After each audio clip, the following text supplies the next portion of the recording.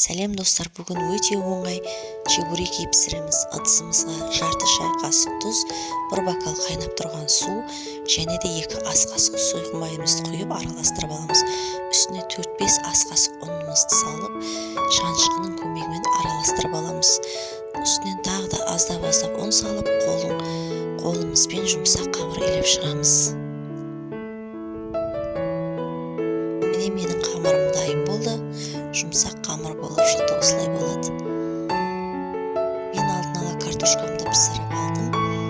Үстіне 4-5 ас қасықтай сүт құйып, 1,5 шай қасық май салып, тұз, қара бұрыш салып, езіп салмамды дайындап алдым. Менің салмам дайын. Мен алдын ала қамырымды жайып, кесіп дайындап қойдым.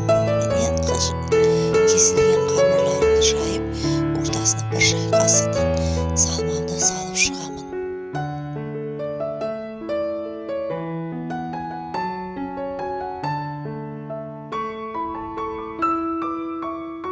Мінекей дайын болған чебуректердің 2 шетін басып, шанышқының көмегімен басып шығамыз.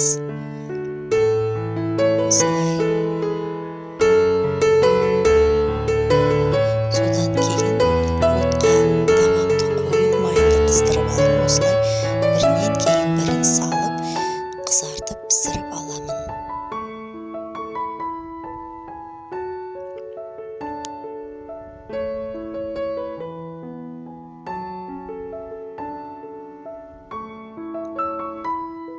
Чебуректерді орташа отта пісірдім.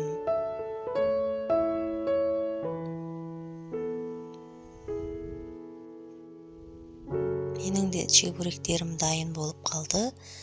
Ұнаса лайк басамыз. Мен сіздермен қоштаспаймын. Келесі видеода кездескенше.